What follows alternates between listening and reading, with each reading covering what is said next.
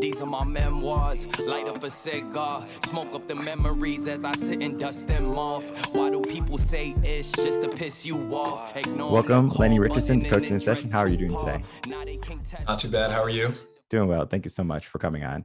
So I want to know a little bit more about you, and then also for you to tell the audience who you are. I know you had like a rock bottom experience from college and that hardship and getting from that. So give a brief introduction of who you are and then get right into that beginning of that rock bottom and that journey up from there. Yeah. So my name is Lenny Richardson. I usually go by Leviticus Rich on social media. That's kind of my online pseudonym, so to speak. Mhm. My main occupation is a real estate advisor in Northern Virginia, but one of the main things I try to help people with is achieving what I call the good life or eudaimonia. And we can talk more about what eudaimonia is composed of, but basically it's better health, better wealth, and better relationships with other people. Mhm. So I would say that's the core of who I am and what I do. Mhm. Okay. So your experience in college, was it positive, negative, or insightful? It was a combination of the three, I would say. Initially in college, I would say it was negative. Mhm. Mainly kind of going into college, I was super socially awkward, like completely super socially awkward. Just had a really difficult time connecting people, difficult time kind of meeting new people. And it was weird because I went to Penn State, and Penn State, for anyone that doesn't know, is a big party school. So Mhm. I came from an all boys school to a big party school, and it was just a weird, different dynamic. Yeah, definitely negative at first, but over time, I kind of went through this thing where I went through kind of some bad depression. I got kicked out of school twice. And it's in hindsight, it ended up kind of, in a weird way, being a positive experience and also kind of insightful. So that's why I say it's a combination of all three, if that Mhm. makes sense. Yeah, no, it makes sense to me. I definitely understand. I've been in situations similar to that, right? Everyone has their own unique journey where it comes to a hardship in their life, and they have to find a way through it. Sometimes they lose a loved one and they have to figure out how to get through that. Sometimes they get kicked out of college or they don't do too well in school. They have to figure that out. And it's always a different chapter in life. For me in high school, I had this one class where it was like a history class and the teacher was terrible. He would basically go over everything in class, take all the notes, read the book, read the chapters we're doing. And when you finally get the test, it's a different test. It's like I studied everything. I studied everything. I wrote every single note down. And it's kind of like, well, you should know this, right? So he was under the premise of you should know this type of thing because he knows it. That's just a Yeah. bad teacher. Even though many students were not passing that class, administration didn't really pay it much mind because, oh, some people did, right? It was, can you read between the lines or are you teaching us what you want us to remember, right? Or to recite saying, hey, we know this knowledge. So I didn't do too hot in that class. So I had to go to summer school. And Oh man. and so this is high school too. So I was like 15 years old. And that was like my bad boy phase too. So I had to get over that. I paid for my own summer school, made my own way there, took the bus there. The whole experience was different because I have went from private schools, K to 12, and then now all of a sudden, okay, I have to go to this summer school that's a public school. And you can just tell the atmosphere when you go in, it's like, oh man, very different. So I can imagine going from a all boys school to now a party school, it's going to be a big difference. So I had to adjust, but luckily, I mean, I grew up in the ghetto, so I knew how to move around those type of people. I knew how to speak, I knew how to act. So it wasn't any issues where I was coming from like Fresh Prince of Bel Air and like House Carlton, and then I'm going to an area like where Will Smith grew up, right? So it was Yeah. me. I grew up like Will Smith, and then I was in the area still like Will Smith. So it was like home for me. But I had to understand that challenge in my life, right? I didn't do so hot, but I learned from it, right? So I got a different type of environment. And what I want to talk to you next is about the environment, right? Do you think it was the environment of the party school that caused you to go down the wrong path or to maybe not have the positive outlook you would have liked to have initially in starting college? I think it was a combination of things. I definitely think the environment was a big thing, just because that whole transition from going from sort of a Jesuit all boys high school where I never drank, never did drugs, none of that stuff, never really even partied at all. And it was an all boys school. So I didn't know any girls in high school, like really at all. Because I was very antisocial in high school, to kind of go into Penn State where it's possible to find at least some kind of party every single day, or at least some social event every single day. It's a brand new setting. I was antisocial, so it's kind of you getting dropped into this whole new environment where everyone's so extroverted, and it's such a huge transition. And I think it was a combination of, at the time, of I thought I would go in and it would be like an immediate change. Like who I was in high school wouldn't be the same as the person I was in college. So I think I had kind of weird expectations of Penn State going in, if that makes sense. Mhm. So I think that was a big part of what made the experience depressing at first. You're kind of comparing yourself to everyone else. You see other people, they're like, oh, this guy has a girlfriend. I can't even talk to girls. This guy is getting good grades and I'm doing terribly, or I don't want to study, or I don't feel motivated to even study. So it's just, I guess, a combination of the environment, the comparison, the expectations. I would say, I guess it doesn't have as much to do with the environment, but there was also kind of that financial component as well, where the main reason I kicked out was because I didn't have money for tuition. So that kind of compounded on everything else. So that's kind of really what led to the full-on depressive bout, I guess you can call it that. So yeah, I think I think environment was definitely a big part of it. And then we get into like the 3 areas too, because we need balance somewhere, right? So we had a part of school, now we're unbalanced because do we party? Do we study? Right. And then same thing with finances down the road too. There has to be a balance. I know you have a special term for it, but we're going to be just talking about like the triad of what it is to be physically balanced, socially balanced, and then financially balanced. Yeah, I would say, I mean, as far as that kind of balance, I would say the main thing is health. Focus on health, I would say, is definitely the primary thing. And I think for everybody, what you focus on the most or what you choose to really emphasize will vary, of course. But I would say for most people, the first thing is health, because without health, what else really is there? If you're super sick, the main thing you're concerned about is getting better. You're not, if you've ever had a really bad flu or a virus or some other illness, you're not thinking about making money. You're not thinking about your credit score or anything like that. You're not thinking about, oh, I need to go out and hang out with my friends or meet new people or network. The main thing is, how do I get healthy?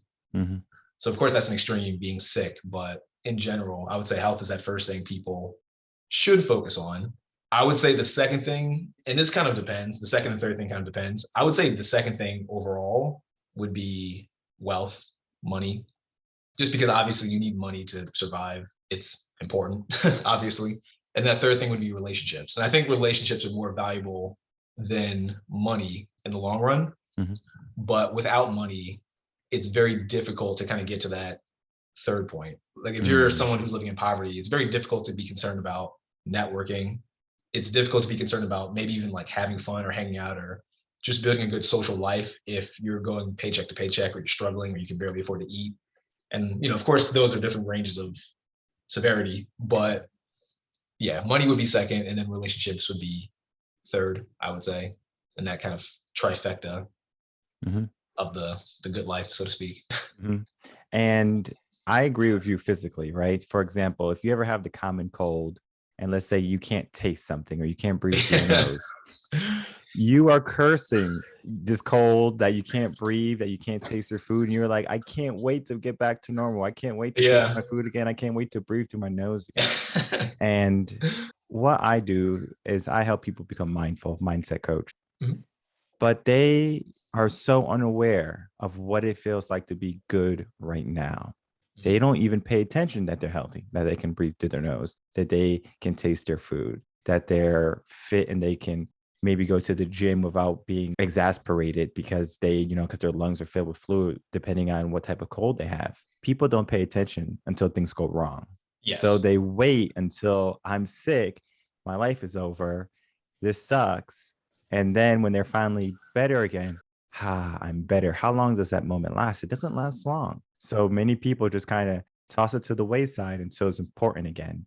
but we should figure out a way where we can make that physical type of well-being a priority, because I believe it's going to be the foundation for us to build more energy, build a better life on. And the reason I say that is not because what I did, it is what I did, but it helps you get more energy. When I had moved to Austin, I was overcoming trauma and I was trying to figure out how to get my life back on track. Finances were mediocre, relationships were mediocre, my physical health was deteriorating, and it was because I wasn't taking care of myself anymore. So the first thing I did to get back on track was to say, I need to get back in the gym. And I was going to the gym religiously 5 days out of the week. But when you have a trauma, when you have a challenge, you don't really care about doing those things that make you feel good or be good. So you don't maybe eat the healthiest of foods. You might eat junk food, fast food, whatever it be, because you're just trying to fill your belly, but you're not trying to fill yourself with nutritious foods. And I had to get over that, where I said, I want to be physically fit again, and I'm going to start with my body. And when I did that, my mind followed suit, where it's like, okay, your body's getting good. You look in the mirror, you're looking good. Self-confidence is up. Great. Right. And then that kind of went into the social aspect of it. I'm looking good and I can go on dates now. Girls see that. They say, well, this guy's looking pretty good. Right. Now, finances were kind of shaky at the beginning because I'm trying to figure things out again. So I was able to have those relationships socially, but then I was still always thinking about financial aspects or financial balance. So, of course, it was a journey for me, which led to my business. But in the beginning, it was kind of like, well, what do I do? Right. I never really had an issue being social, getting girls' relationships. But when it came to money for me, it was always like I was in a rat race. I was always trying to figure out, well, how am I going to pay this bill? How am I going to do that? I need my check so I can pay this or that, until my business, right? Where I said, I'm just going to do things myself. Number one, because having a boss is, it could be kind of annoying sometimes. And then being free, financially free. And that's a dream that many people have, to be financially free. And I know you do real estate now. And I know, you're at that point where you can cultivate better relationships, because finance is one of those things where, yeah, you already accomplished that, right? And it might not be to the degree you want for your whole entire life, but you're better off than where you started. So talk about your fitness journey and then your financial journey after that part. Yeah. So as far as the fitness journey, I would say that was sort of the main kind of thing that got me out of the depressive bouts. And I'm trying to remember the exact way. I don't know the exact, like, what prompted me to do this, but I remember one day I was kind of just sitting at home, sitting in my dorm room by myself, because I lived alone at the time, which made the depression worse when you're just kind of in your head in your room the entire time and you don't go to class like I did, or like I didn't do. Yeah. And I'm sitting there, and at the time I was my friend got me into wrestling a little bit. So my free time I would watch like WWE, and I would watch a lot of Dwayne Johnson. To this day, I still love Dwayne Johnson. And I remember I saw this interview with him on Oprah had some show, and it was a series of YouTube clips with her interviewing Dwayne Johnson. And he was talking about how he went through depression and how he would work out. He'd wake up at 5 a.m. And it was just interesting to me because I liked Dwayne Johnson, but I always saw him as like this huge, physically and kind of personality wise, larger than life individual. And I thought to myself, how can a guy like this get depressed? And then I thought, well, if he can get depressed, I don't feel as bad about me being depressed. And then the third thing I kind of thought was, well, if he was depressed, he's doing very well. This is when his career started to kind of reform itself. And he started getting more into the movies. This is kind of when he started doing Painting Games before Jumanji. And now he's probably I think he's one of the top Paid actors. Yeah, this is before he was at that point. He was getting into it when he had just quit WWE. Basically, what I did was I modeled him. I figured if he got out of it, obviously I'm not him, but what did he do? And can I mimic it? And can I will it work in some way, shape, or form?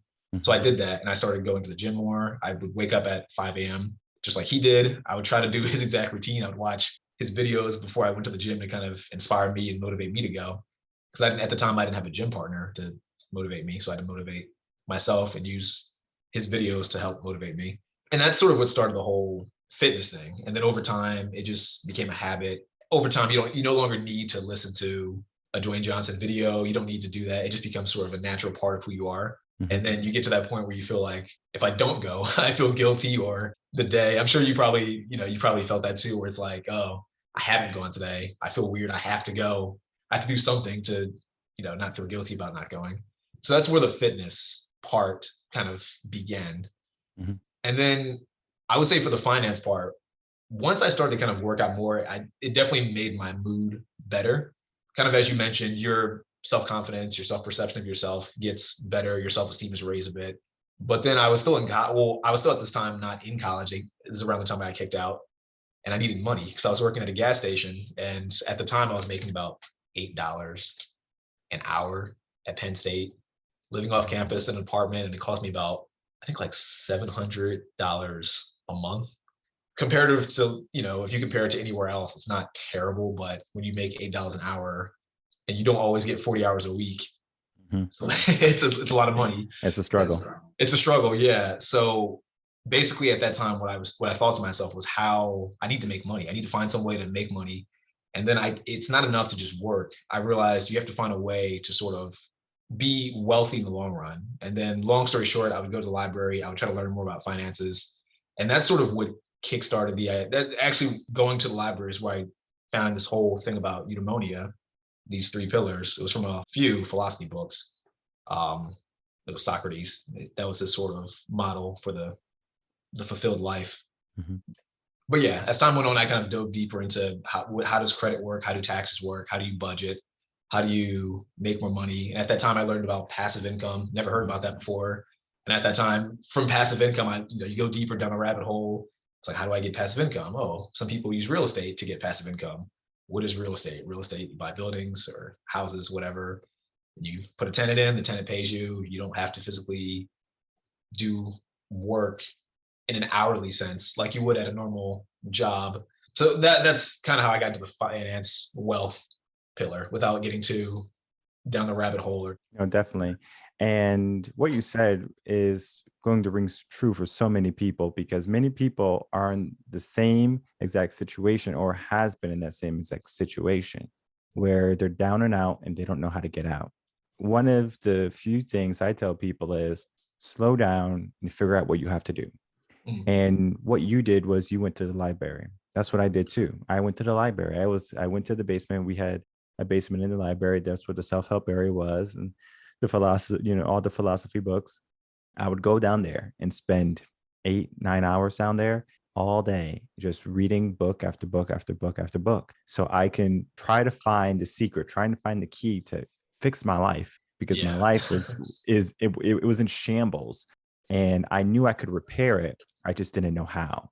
What I do, and I have many other coaches come on, and we talk about that too, because that experience of going through that trauma, that hardship in our life, we learn many different things that work for us. And then what I do is I bring that to other people so they can see that this worked for us, it might work for you.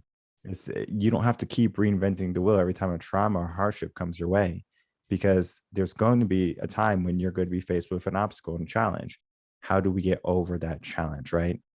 Starting off with physical fitness is going to help your mood, right? Because if you're feeling good, if you're positive, then you're going to say, I want more positive in my life. I like how this makes me feel. But if you feel like crap and you're eating all this crap, you're going to feel like that, and you're not going to be motivated to do anything. And I remember also when I was trying to get back into the gym, I didn't listen to like Dwayne Johnson or anything, but I remember that interview. He was talking about his father and how he was depressed. And so what I did was I created a playlist on Spotify. It was motivational speakers from all sorts. It wasn't just one. It was a variety of speakers. And I made a playlist, and the playlist is called Wake Me Up. And of Mm, course, you can go to my Spotify and you can look at that playlist. It's about an hour and 40 minutes long. And the first thing I did when I woke up was I pressed play on that playlist. Eventually, I learned that Alexa can actually automatically play playlists in the morning. So she would play the playlist for me, and that was kind of like my wake up cue. The playlist would play, and I got up. At the time, it was 4:30 in the morning. I was getting up at 4:30, to be at the gym at 5. So I got up early in the morning with this playlist going. I would listen to this playlist. That was like my motivation. Now, I rarely have to listen to that playlist anymore because it's just a temporary thing that helped me get to the point I needed where everything was automatic, my routine now. So my Monday through Friday routine, go to the gym. And even if I wake up at 8:30 and I'm like, oh, I didn't go to the gym early enough, I'm still going to go to the gym so I can feel good, right? Like, I got that done because I know if I don't, I'm about to go later. And I would rather get the things like that out of the way sooner than later, because if I wait till later, life could happen, right? Oh, I got to do this meeting, whatever. So I said, let me get the things that fulfill me first done, like going to the gym, and then worry about superficial stuff like meeting with clients, stuff like that. Because you can always make money. You only get one body though. Yeah, absolutely. Absolutely. For me, was like a wake-up call, right? The motivation, waking up, showing up every single day, learning how to get out of bed, because when you're depressed, that bed is really comfortable. I will say that. So I was literally in bed, hitting the snooze button, staying in bed for an hour at a time extra that I didn't need.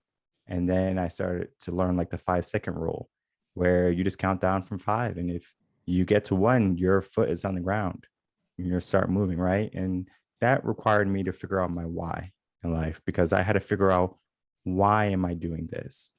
Why am I going to push and go to the gym or be socially accepted or create financial wealth?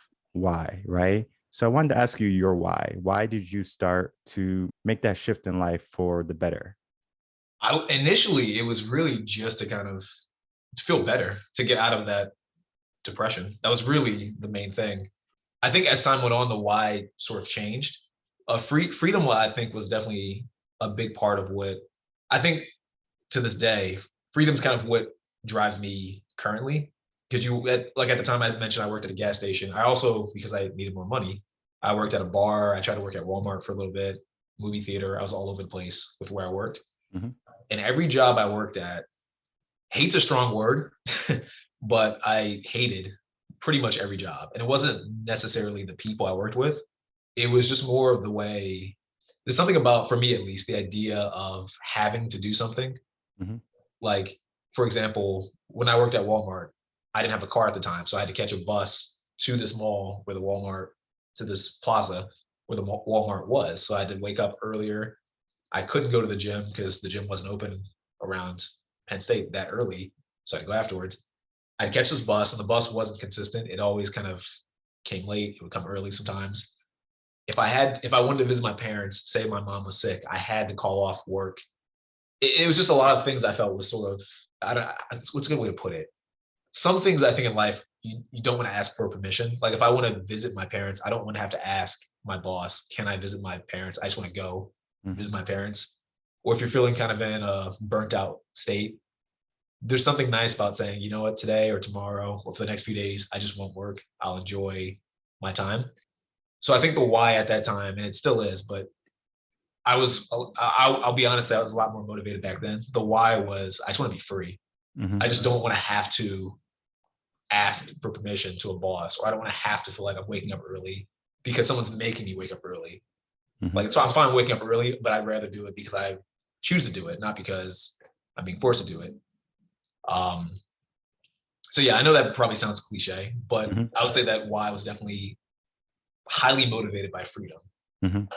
Um, and I would say a secondary why, and this is me just being honest, it was to kind of live a certain lifestyle. Like I know some people say, oh, it's my why for making money or my why for A, B, and C is to kind of raise money and donate it or something like that. I think those things are fine, but I'm honest enough to say a big part of it was I just wanted to live a certain lifestyle. I wanted to be able to just go on vacation when I wanted to. I wanted to be able to buy nice things. Some goals I had required more time, more money. That was a very long-winded answer, but Mhm. those were the two big whys, kind of freedom and lifestyle. No, definitely. And I'm going to break it down for the audience, because what you experienced was your soul being offended. And many people won't make change in their life until their soul is offended.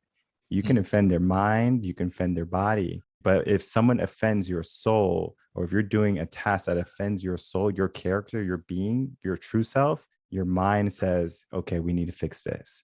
Because your true self is saying, yeah, I don't care if we have to put in extra energy. I don't care if we have to wake up at 5 o'clock. I don't care what we have to do. We're going to fix this because we're not going to keep living like this.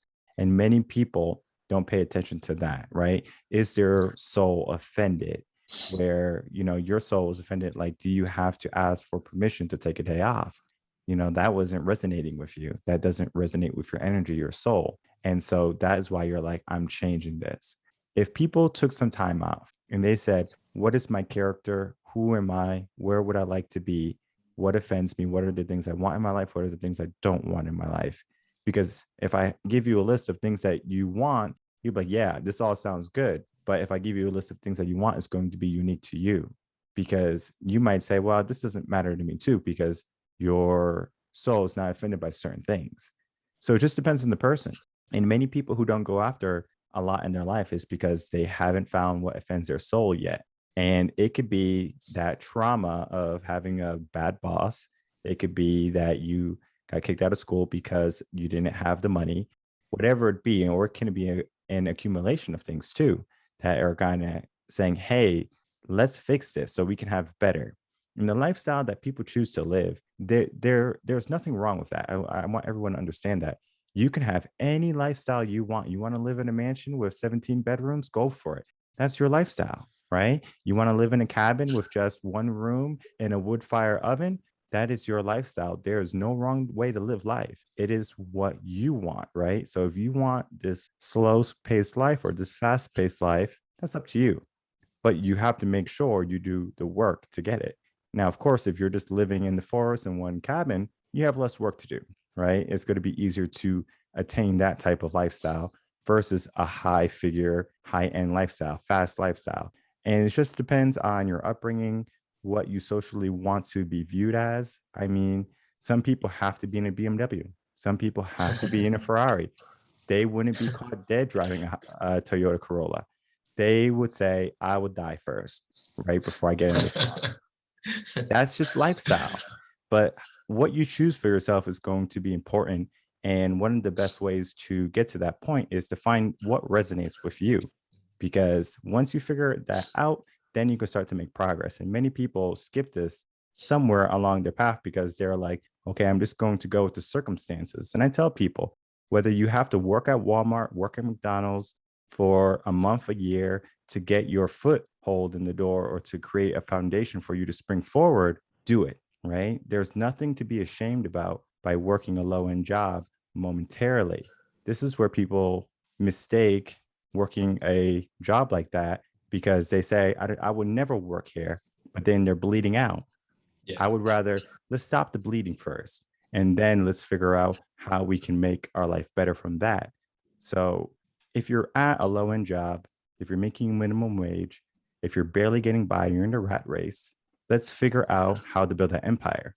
Because you can work a 9 to 5 and barely get by, but how do we create that financial freedom, right? That's going to be after work. We have to create better habits, better routines. Because if you're coming home and watching Netflix, I can guarantee you, you have routines that can be improved upon.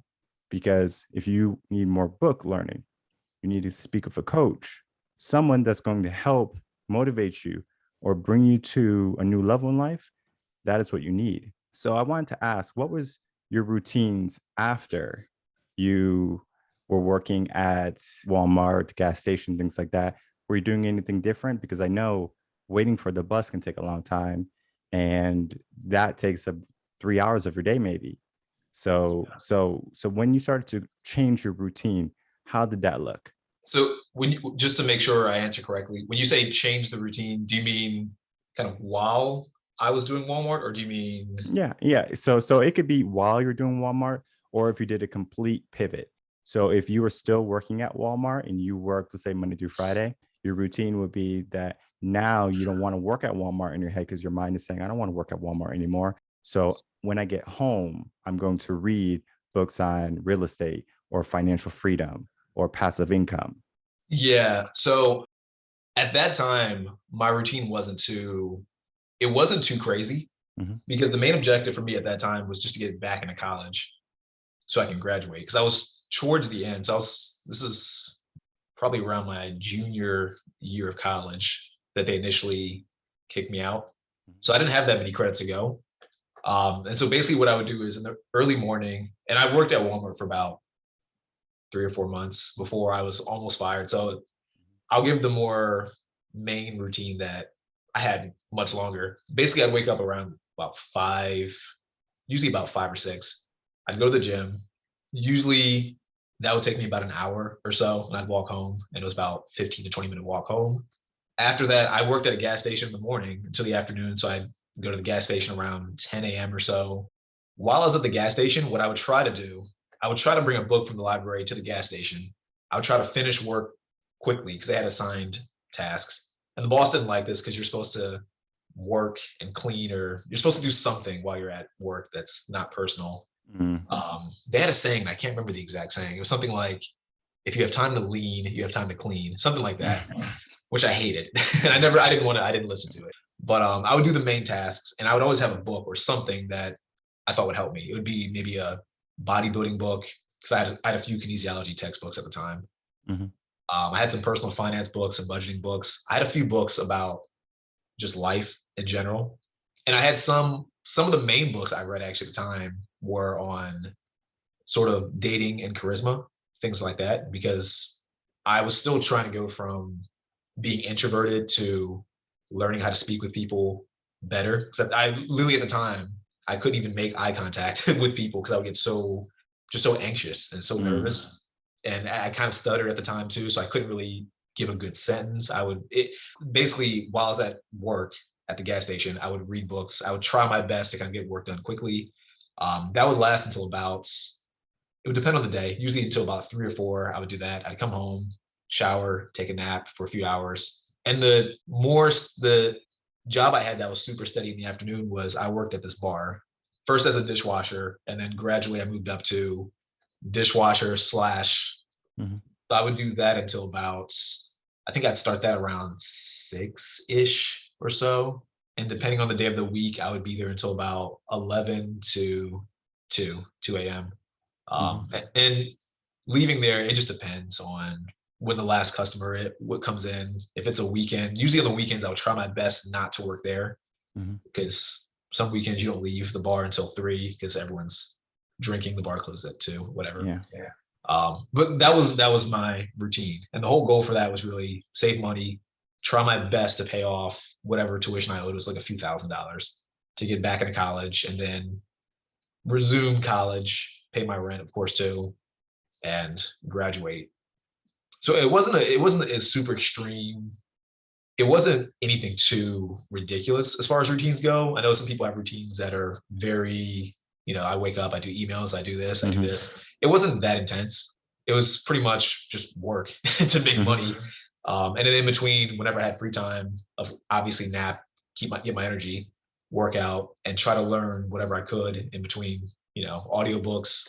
And I would grab a book from the library, and that was sort of the main thing I would do in my free time. Yeah, and what you created was a work ethic, though, and many people misinterpret what that means for them.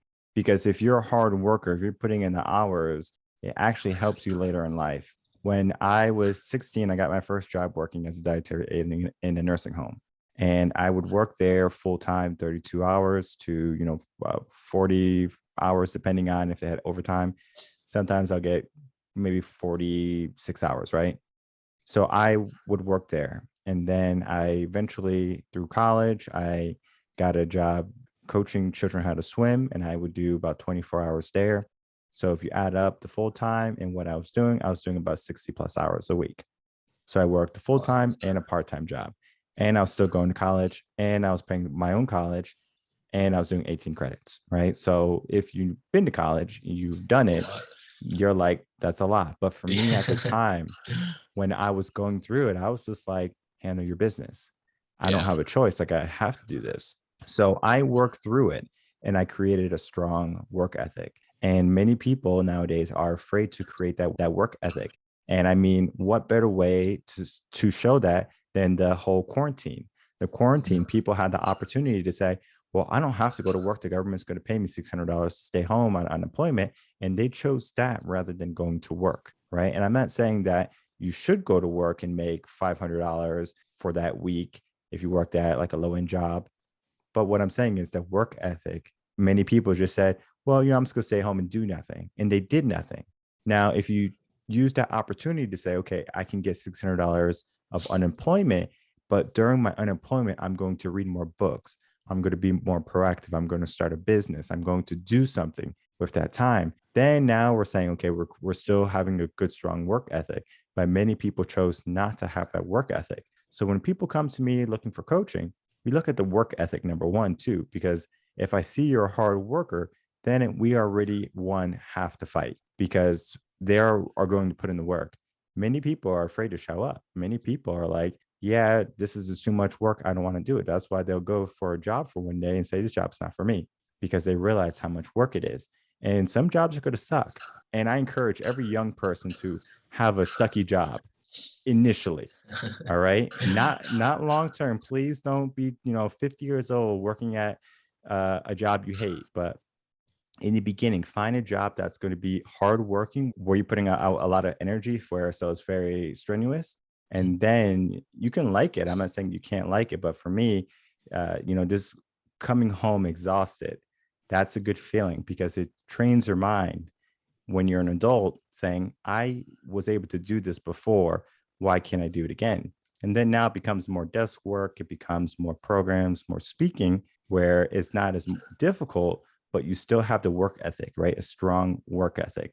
And as long as we can build that, then your foundation is strong. Many people are missing that work ethic where they don't even realize that, okay, I'm a lazy person because I don't want to go to work.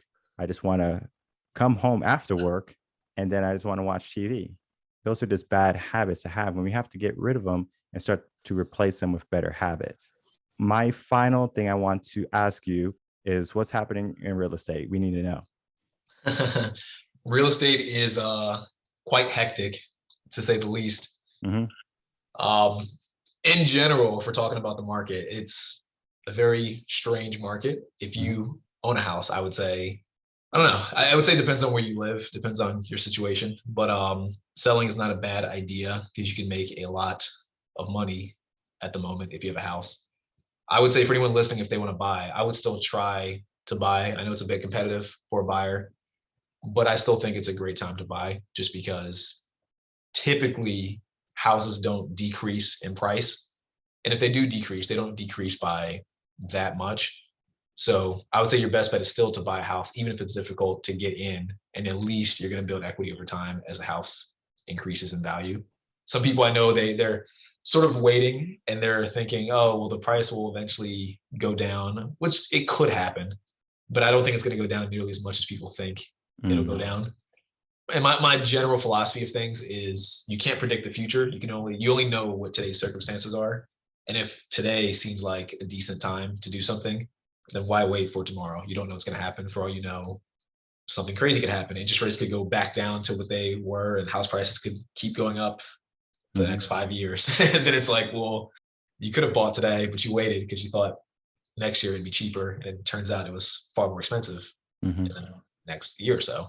So yeah, if I would say for the general person listening, that's my brief tip on what they should do. For the long term, I would say, and I know I'm biased, but I would say try to get into real estate definitely with the intent to use your house as an investment tool. There's sort of a debate in the real estate world. Some people will say buying a house is not an investment. And then others will say that by default, buying a house is an investment. I'm in the middle. I think a lot of people buy a house. They don't really know how to use the house as an investment. So to me, if you buy a house and you just live in it, I think that's fine if that's what you want to do. But I think if you're looking at it from a financial perspective, you're not doing yourself that much service by just buying a house with a lot of space to just live in. To me, the best thing to do if you buy a house, either buy a house that's really within your means, that's smaller, if you really want to live in your own space. If you're going to go and buy a bigger house, use the house as an investment tool. I don't want to get too deep in the weeds, but for anyone listening, if they want to look this up or if they ever want to DM me, look up things like home equity line of credit, look up cash out refinance. Depending on how much space you have, try to convert your house into a tenant friendly establishment. If you have a basement that you don't use, put a tenant down there. In places like where I live, a lot of people have 4-bedroom houses. It's a family of 2. Take the 2 bedrooms, rent it out. People will live there because it's cheaper than maybe renting an apartment or trying to buy your own house. So that's always my advice. Try to make your house an investment tool. I think by default, if you have no investments, a house is an investment if you have no investments at all. But I think for a lot of people, they're not actively using their house as an investment. And then other stuff with that comes into tax benefits that people don't take advantage of. That's a bit more on the technical, deep in the weed side. I mean, I can always get into it one day if you're ever interested, but for anyone listening, I would say just the main thing to think about, ask yourself, how do I make my home an asset? And if you don't have a house, work towards getting one as soon as possible. Yeah. Inflation's been crazy. So very true. Yeah. And then also the same mindset question, how do we make ourselves an asset too? Because finance is one of those things where we have to touch base on in our life, right? Because if we don't have some type of structure when it comes to our bank accounts, where we have at least a little nest egg, or we're able to pay our bills every single month, we have some left over, we're going to be stressed on that. And financial stress is so heavy, right? If you have student loans or if you have credit card debt, you know firsthand that it sucks. It feels like you have this like whole entire world on your shoulders and it's just suffocating you. One of the things that people have to do is not only look at mindset in the sense of, well, I'm going to go learn meditation. I'm going to learn how to do yoga and be more mindful. That's a part of it too, because we have to look at the world stress too, because the world gives us a certain amount of stress too that we have to deal with. And one of the things that we have to understand is financial literacy. So we have to find people like Lenny, where if you're going to buy a house, that you're informed, that if you're going to get into investments, you're going to be informed. Whether you talk to a financial planner, you have an accountant, someone that's going to help you in this aspect of your life too, because though you don't need a lot of money to be happy, you need to make sure that the lifestyle that you are trying to fund is not causing you to be stressed. Because sometimes people say, I'm going to get this car, but they only make that much money what the car is worth. So for example, you get a Lexus, it's going to be $60,000, but you make $50,000. Probably not a good thing, right? So you want to make sure just because you're trying to have a higher status in society, you're not hurting yourself financially, because then that's going to weigh down your mindset. It's going to make you negative. It's going to make you not want to push in life. And that's not where we want to be. So Lenny, can you just tell people where they can find you, and any final words if you want to say any? Yeah, I would say the best place to find me would be Instagram. My Instagram is Leviticus Rich. I'll spell it out because it's a lot of people, it's hard to spell. LEVITICUSRICH. Second best place, I have a website. It's lennyrichandson.online. And you'll be able to find my Instagram there too. That's a bit easier, I suppose. Yeah, as far as final words, I would say, I don't know. My philosophy is always, there's this thing I say, it's called Kaizen, and it's just kind of constant, continuing progression in life. I would say, keep trying to Kaizen, keep trying to improve yourself at least a little bit every single day. If that means exercising just a little bit harder every day, obviously not to the point of destroying yourself, but push yourself a little bit harder, learn a little bit more, meet at least one more person, do something different every day that's going to improve your life. I would say I don't really think you can go wrong actively trying to improve your life every single day. I think that's how you get the best return on investment of your time. Yeah, no, that's very helpful. The balance, right? Making sure if you're going to work out, you work out to the point where you feel good, you can recover for the next day. Because if you kill yourself on one day, how can you produce the next day? And then same thing with finances, making sure you're not going out because you got your tax refund, spending triple of what you got. And then realizing now you're $4,000 in credit card debt, and now we have a new problem, right? So we had that financial stress again. We are trying to keep up with the Joneses, the societal type of peer pressure, and we're not really going after what we truly want. So taking time to find that balance, taking time to find out what you want to do in life, and then going after that. Thank you so much, Lenny, for coming on. Lenny Richardson, everyone. Thank you for having me on, Mike. I appreciate it. Anytime. Yeah, damn, we done came far. The blessings soon pay off. I don't get a day off. Feel like the playoffs, they like way out.